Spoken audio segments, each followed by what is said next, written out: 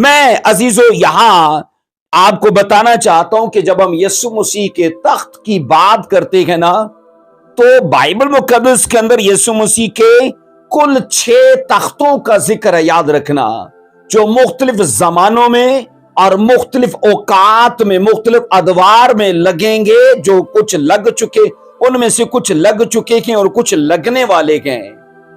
میں نے کہا کلام خدا میں مسیح خداوند کے کل 6 تختوں کا ذکر ہے۔ سب سے پہلا جو تخت بائبل مقدس یسوع مسیح کے لیے ٹھہراتی ہے، جس کا ذکر کرتی ہے، وہ ہے ازلی تخت، جو ازل سے چلا آتا ہے، جو شروع سے چلا آتا ہے، اس کو ازلی تخت کہا جاتا ہے۔ اور یہ آپ کو زبور 93 کی 2 ورس میں ملے گا۔ زبور 93 اور اس کی دوسری آیت میں یہاں پر لکھا ہے، تیرا تخت قدیم سے قائم ہے، تو ازل سے ہے۔ اب یسوع مسیح کے تخت کے لیے عزیزو یہاں زبور کی کتاب یہ کہتی ہے کہ اس کا تخت قدیم سے ہے، یعنی یسوع کا تخت شروع سے چلا آتا ہے، اس لیے سے ازلی تخت کہا جاتا ہے۔ اس کے بعد 2 نمبر میں بائبل جس تخت کا یسوع مسیح کے لیے ذکر کرتی ہے، وہ ہے فضل اور رحم کا تخت۔ یسوع مسیح کا دوسرا تخت جسے بائبل کہتی ہے، وہ ہے فضل اور رحم کا تخت۔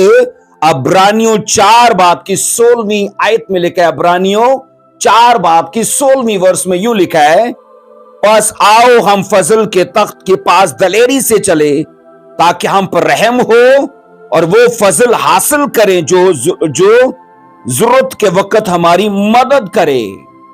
اب یہاں پر رسول نے کہا پس آؤ فضل کے تخت کے پاس، یعنی یہ والا جو تخت ہے انگرہ کرنے والا ہے، دیا کرنے والا ہے، رحمت جاری کرنے والا ہے اور فضل کرنے والا ہے۔ اور یہ اسپیشلی عزیزو فضل کے زمانے کا تخت ہے۔ اس کے بعد نمبر 3 میں آتا ہے جس کو غضب کا تخت کہا جاتا ہے۔ آئیے اس کو پڑھیے گا، دوسرا کرنتھیوں 5 باب کی 10 آیت میں غضب کا تخت، دوسرا کرنتھیوں 5واں باب اور اس کی 10ویں ورس میں لکھا ہے، کیونکہ ضرور ہے کہ مسیح کے تخت عدالت کے سامنے جا کر ہم سب کا حال ظاہر کیا جائے، تاکہ ہر شخص اپنے ان کاموں کا بدلہ پائے جو اس نے بدن کے وسیلے سے کیے ہوں، خواہ بھلے ہوں خواہ برے۔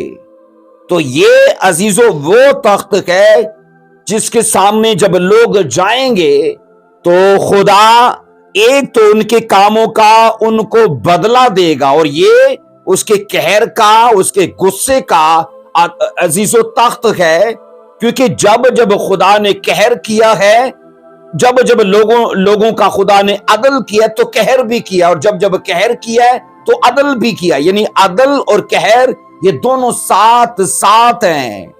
تو یہاں دوسرا کرنتھیوں 5 کی 10 میں جب مسیح کے تخت عدالت کے سامنے جا کر سب کا حال ظاہر کیا جائے گا، تاکہ ہر شخص اپنے کاموں کا بدلہ پائے، جیسے اس نے کام کیے گئے وہ اپنے قہر میں، اپنے غصے میں ان کے کاموں کا انہیں رزلٹ دے گا۔ اس کے بعد عزیزو نمبر 4 میں آتا ہے جلال کا تخت۔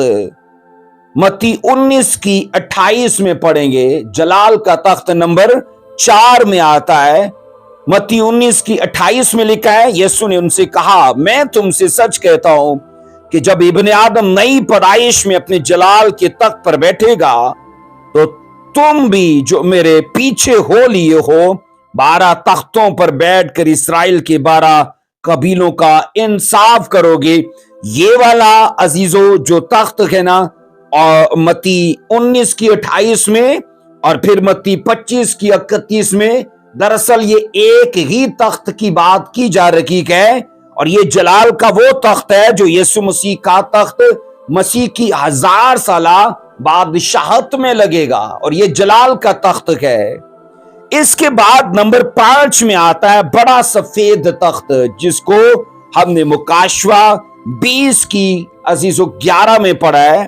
یہاں پر لکھا ہے نا، پھر میں نے ایک بڑا سفید تخت اور اس کو جو اس پر بیٹھا ہوا تھا دیکھا، جس کے سامنے سے زمین اور آسمان بھاگ گئے اور انہیں کہیں جگہ نہ ملی۔ عزیزو یاد رکھنا، مسیح کے کل چونکہ 6 تختوں کا ذکر ہے، تو یہ والا تخت جو ہے نا، یہ 5ویں نمبر کا تخت ہے جس پر آج ہم بات کریں گے، کیونکہ اس کا اسپیشلی تعلق جو ہے نا عزیزو دوسری قیامت کے ساتھ ہے۔ اب یہاں پر جو آخری تخت ہے، اس کو بائبل کہتی ہے داؤد کا تخت، جس کو بائبل کہتی ہے مسیح کا ابدی تخت کہا گیا ہے۔ داؤد کا تخت جس کو مسیح کے لیے ابدی تخت کہا گیا ہے۔ آئیے اس کو پڑھیں گے، لوکا 1 باب کی 31 اور اس کی 32 اور پھر 33 3 آیات کو پڑھیں گے۔ یہاں پر لکھا ہے لوکا 1 باب کی 31 سے 33 آیات تک، اور دیکھ تو حاملہ ہوگی اور تیرے بیٹا ہوگا، اس کا نام یسوع رکھنا، وہ بزرگ ہوگا اور خدا تعالیٰ کا بیٹا کہلائے گا، اور خداون خدا اس کے باپ داؤد کا تخت اس کو دے گا۔ یہاں لکھا ہے نا، خداون خدا اس کے باپ داؤد کا تخت اس کو دے گا، اور آگے کیا لکھا ہے، اور وہ یعقوب کے گھرانے پر اب تک بادشاہی کرے گا، اور اس کی بادشاہی کا آخر نہ ہوگا۔ عزیزو داؤد کے تخت پر مسیح خداوند تا حیات عزیزو سلطنت کریں گے، بادشاہی کریں گے۔ سو ابدی جو تخت ہے نا وہ داؤد کا تخت لگے گا۔